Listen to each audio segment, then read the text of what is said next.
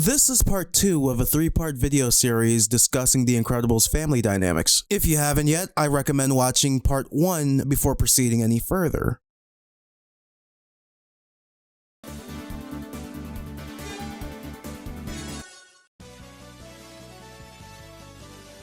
When the husband's clocked in at work, the wife's taking care of the household. The nuclear family was fully realized after the Second World War because the US became the world steward for economic recovery, considering most nations were left crippled since the US massively expanded their production capacity, plus liberalized international trade, and presented an economic policy called the Marshall Plan to help Western European nations recover. The country positioned itself to be the premier global economy. In short, the US gave money to friends so they can rebuild their stuff, they opened their stores for those new friends to buy their stuff, and had many jobs back home when the war ended. The returning men can work to make that stuff. Because of this economic uptick stateside, the American dream was finally possible, especially after living through the Great Depression. A family could live off one person's income, meaning for a huge majority of Americans, both parents didn't need to work. One can go out and make money for the household while the other takes care of it. Keep in mind, America was mostly a capitalist country at this time, New Deal legislation notwithstanding. For example, when there are changes to the flow of business and an employee is moved to a new worksite to meet the needs of that facility, mobilizing a small family is easier compared to the logistical nightmare of moving a multi-generational extended family living under one roof. However, this setup doesn't work for everyone.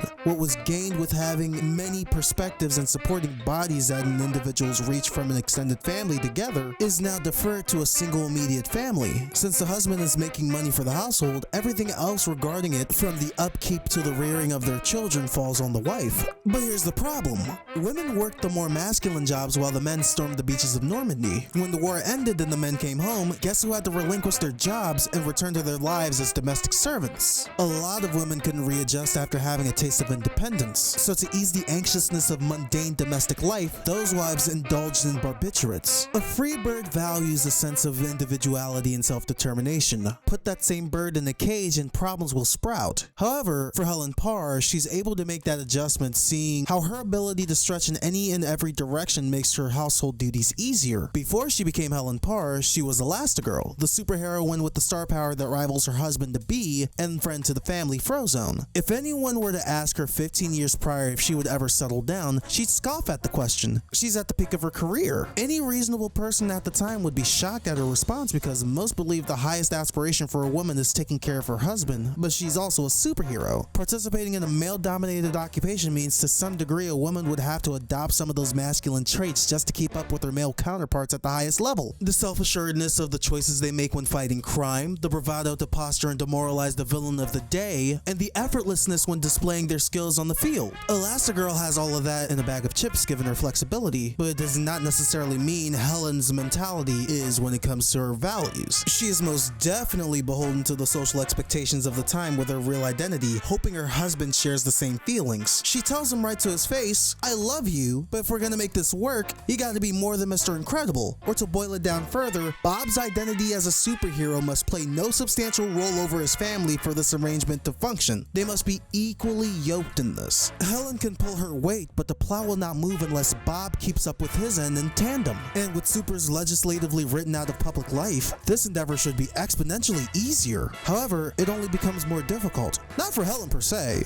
Ironically, she made it through the adjustment smoothly. Renouncing the public use of her powers is just another social expectation she can work within. It's not where her inflexibility stems from. Helen, in her role as mother and housewife, runs on the logic of what's best for the family, with appearing normal being her highest priority. The more normal and mundane the Parrs look individually and as a collective, the less eyes will look their way, because no one ever knows who's really watching them. The hard part comes in when members of the family can't fit this mold. Bob is so physically strong that if he doesn't interact with the world using the slightest touch, most of it would bend like cardboard. Since Dash can't participate in sports, he'll find other ways to express himself no matter how much trouble he'll cause. Violet, who can generally hold back the use of her powers, still breaks the rule whenever she can because of her social ineptitude. Although Helen tries her best to preach the gospel of normalcy, the flock will rebut to the pastor, "It may work for you, but it doesn't work for us." If everyone is special, then is everyone equally unexceptional, Mom? Mom, how can you talk about being normal if everyone except Jack must walk walk on eggshells just to pretend that's the case. Honey, can you stop acting as if our past as superheroes and our powers are a thing we should be ashamed of? What was intended to look after the best interest of the family turned into everyone seeing Helen as the bad guy for spreading a false message in her heart of hearts even she wouldn't believe. This level of backlash isn't easy to handle, especially when one's partner isn't in sync with their wishes. Helen needs Bob to be the disciplinarian. He praises Dash for using his powers. He retreats to the kitchen to finish his paper. He begrudgingly helps her break up the kids' slugfest, and worst of all, she finds out he's been moonlighting as a superhero again, which leads to a shouting match. Helen ultimately argues that he hasn't been all in for the past 15 years of their marriage. Bob's letting Mr. Incredible supersede the needs of his family again. She understands him fondly looking back to the past, but their family is here now and she needs his undivided attention for it. Although Helen is in the right, her words could easily apply to herself. Now let's pull the pin. She sacrificed her career for this partnership to happen. She does what she can to maintain the ship's sails, whereas her husband, aside from being the linchpin to the family's finances, can't help but tear them down. Bob keeps conversations with her short, is barely willing to be the other parent, and undermines her authority. If the roles were flipped and Helen presented the same sentiments she held in her interview long ago, Bob would appreciate her self-expression, but not at the expense of her duties. Helen loves her family too much to allow any of them to disrupt what they have. If she can hang up her costume to observe the present and the future, then Bob must do the same. However, ever since that conversation, everything has been on the up and up. Bob's finances have gotten better, he's more involved with the kids' development, he helps around the house, they rekindled their romance a bit. What more could any wife ask for? Keep the word transparency in mind. When things are going too well, one can either drop the concern or ask why. When the answer is possible infidelity, then Helen must dust off her go-go gadget magnifying glass. Attention to detail is her thing.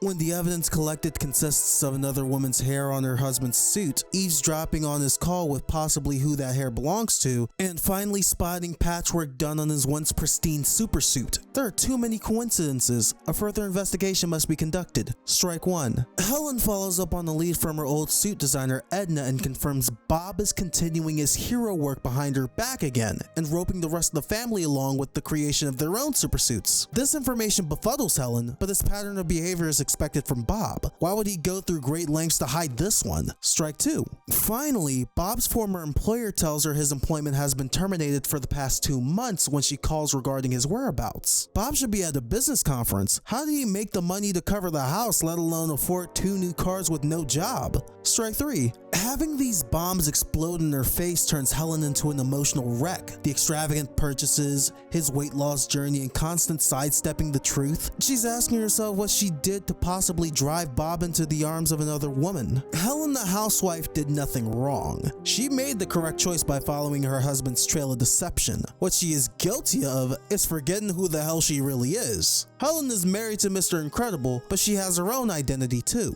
Elastigirl, the superheroine who can stop crime as well as any man with the bantering skills to boot. The woman who can rein in her cantankerous beast of a husband. To think she is sitting in Edna's kitchen with no clue what to do next is ridiculous. She has the power, she has the experience, she has Bob's exact location. Now go out there and put that dog back in his cage. So she calls in a few favors and flies over to No Man Sand Island. But not without 2 stowaways. Hey, a mother can only do so much when they have a teenager concerned for both their parents' well-being and relationship and a kid searching for adventure. At the very least, they called a babysitter, so gold star.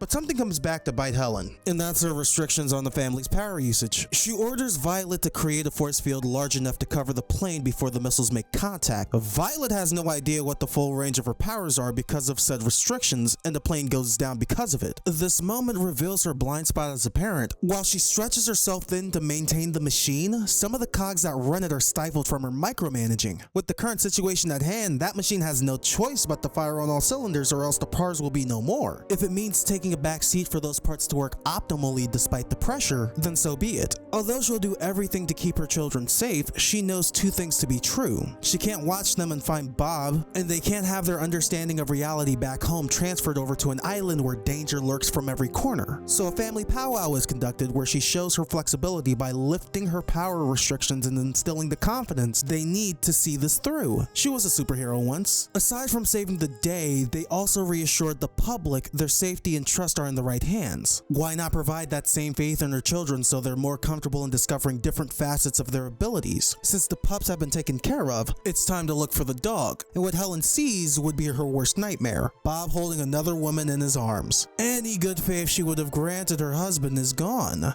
All she wants to do now is remove the other woman out of the equation and read Bob the Riot Act. However, when push comes to shove, Helen will always remember why she fell in love with Bob. I love you. Helen's character boils down to being on equal footing with Bob's Mr. Incredible to her Elastigirl. When the going gets tough, why bear the world on your shoulders when there's another equally capable pair willing to help carry that weight? An idea she wants his brain to absorb. What's the point of a marriage if not to go at bat for the other at any point? With Helen rediscovering that drive for heroism in her old identity, fulfilling that objective becomes easier. Helen can communicate better with Bob and be a hero to her kids without being a helicopter parent. For lack of better phrasing, Helen is now a mother allowed to stretch a little less.